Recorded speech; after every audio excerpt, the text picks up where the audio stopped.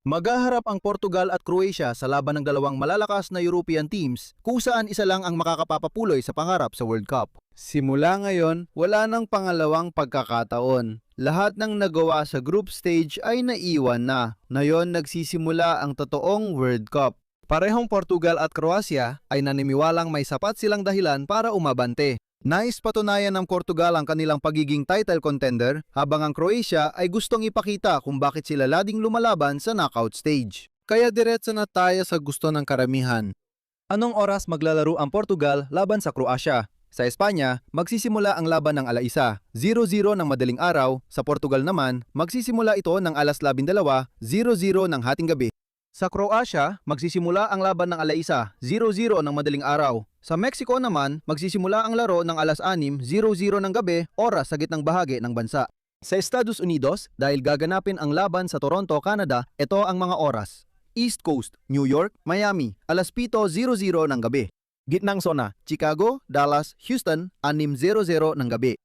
Mountain Zone, Denver, 5:00 ng hapon. West Coast, Los Angeles, San Francisco, 4:00 ng hapon. Sa Canada, Toronto at Montreal ay mapapanood ito mula 7:00 ng gabi, Winnipeg mula 6:00, Calgary at Edmonton mula 5:00 at Vancouver mula 4:00 ng hapon. Sa Colombia, Peru at Ecuador, magsisimula ang laro ng 6:00 ng gabi. Sa Venezuela, Bolivia, Chile at Paraguay, magsisimula ito ng 7:00 ng gabi. Sa Argentina, Uruguay at Brazil, magsisimula ang laban ng 8:00 ng gabi. Sa Costa Rica, Guatemala, Honduras, El Salvador at Nicaragua, magsisimula ito ng 5:00 ng hapon. At sa Panama, ang unang pito ay maririnig ng 6:00 ng gabi. Ihanda na ang mga relo ninyo dahil ito ang isa sa pinakakapanapanabik na laban sa round of 16.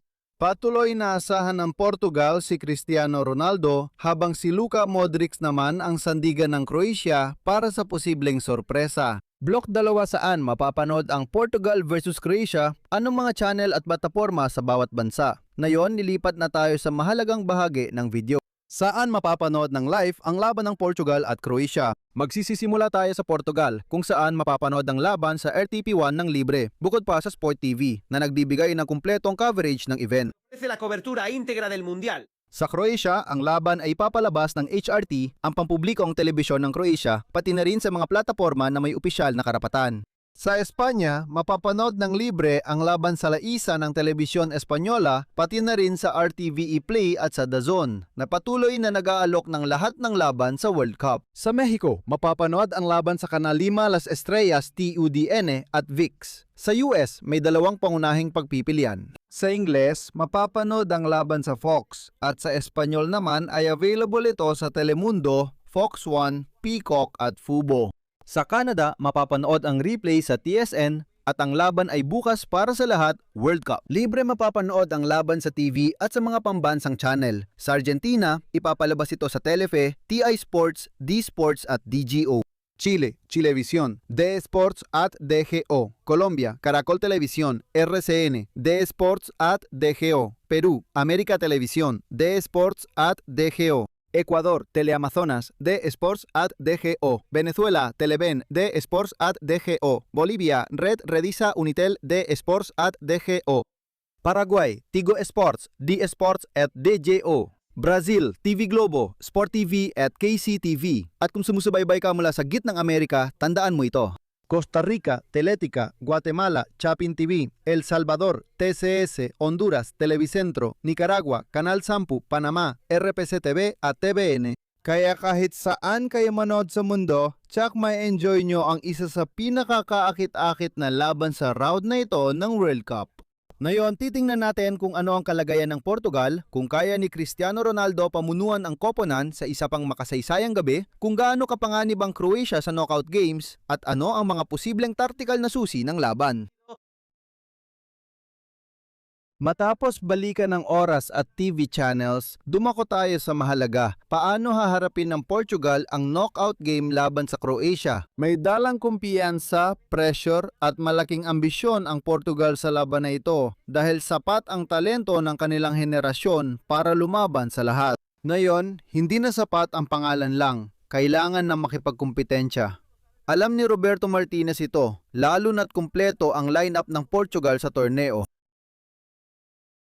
May bilis sa gilid, depensa at syempre si Cristiano Ronaldo na muling haharap sa matinding hamon sa pandaigdigang entablado. Pagdating ng knockout stage, si Cristiano ay hindi ordinaryong manlalaro. Isa siyang simbolo at palading banta. Siya ang manlalarong bihirang humawak ng bola pero lading nandyan kapag delikado na ang laro. Sa paligid niya, sapat ang sandata ng Portugal. Si Bruno Fernandes ang nagtatakda ng ritmo habang si Bernardo Silva ay may tiyempo, talento at kontrol. Si Rafael Leon ay kayang bumutas ng depensa kung may espasyo. Si Vitinha ang nagpapalinaw sa paglabas ng bola.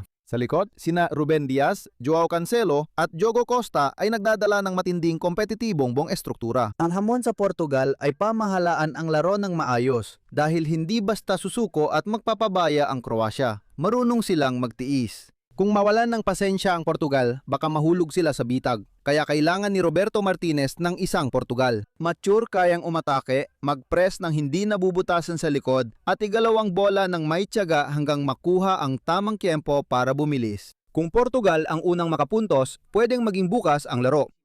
Pero kung lumipas ang mga minuto at nagawang pabagalin ng Croatia ang laro, magsisimulang tumaas ang pressure. Diyan magiging mahalaga ang personalidad ng kanilang mga mahuhusay na manlalaro.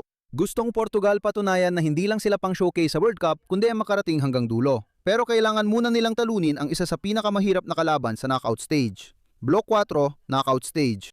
Bloque 4, ¿cómo llega Croacia? Round of 16 World Cup 2026 at sa kabila, naroon ng Croatia na kailanman, talagang kailanman, hindi mo pwedeng isulat na talo na. Kung may kopo ng sanay sa knockout stage, yun ay Croatia. Kahit paano sila makarating, hindi paborito o mas maraming bituin ang kalaban. Kapag World Cup na at mahalaga na ang laban, nagiging delikado ang Croatia. Alam ito ng Portugal. Papasok ang Croatia sa knockout stage na may malinaw na plano. Idikta ang kanilang estilo ng laro. Kontroladong ritmo, mahahabang posisyon ng bola, pasensya, matinding konsentrasyon sa depensa, at pinakamataas na bisa kapag dumating ang mga pagkakataon. Si Luka Modric pa rin ang malaking pangalan. Sa kabila ng paglipas ng taon, malaki pa rin ang impluensya niya. Hindi niya kailangan tumakbo na mabilis para kontrolin ang laro. Sapat na kay Luka Modric na tanggapin ang bola, umikot, pumili ng tama at gabayan ang atake ng Croatia habang may kasama siyang mga kompetitibong manlalaro.